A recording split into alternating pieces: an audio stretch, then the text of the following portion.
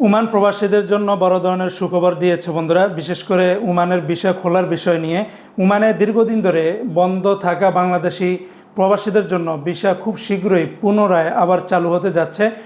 আমাদের মাস্কেটে যে বাংলাদেশ দূতাবাস রয়েছে, এই দূতাবাসের ভিতরে আয়োজিত এক গুরুত্বপূর্ণ সভা শেষে এই আশার বাণী শুনিয়েছেন ওমানে নিযুক্ত আমাদের বাংলাদেশের রাষ্ট্রদূত রিয়ার অ্যাডমিরাল খন্দকার মিসবাউল আজিম স্যার। সম্প্রতি গত কয়েকদিন আগে ওমানের কৃষি খাতে কর্মরত আমাদের বাংলাদেশি উদ্যোক্তাদের নিয়ে একটি বিশেষ মতবিনিময় সভার আয়োজন করে বাংলাদেশ দূতাবাস কর্তৃপক্ষ।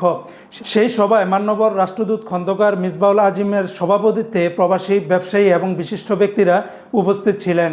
এই সবার ভিতরে বিশেষ করে ওমানে আমাদের যারা বাংলাদেশি বড় বড় ব্যবসায়ী বা উদ্যোক্তা রয়েছেন, তারা জানিয়েছেন যে আমাদের বাংলাদেশি প্রবাসীদের ভিসাটা বন্ধ থাকার কারণে প্রবাসী যে সমস্ত কোম্পানিগুলো রয়েছে বাংলাদেশের, সেখানে বাংলাদেশ থেকে দক্ষ কর্মী আনতে পারতেছেন না, যার ফলে আমাদের যেরকম বড় বড় কোম্পানি বা বড় বড় উদ্যোক্তাদের সমস্যা হচ্ছে, সেরকম আবার আমাদের বাংলাদেশের শ্রমিকদের বড় ধরনের একটা সম্ভাবনা জায়গাতে তারা অনেকটা গ্যাপ পাচ্ছে।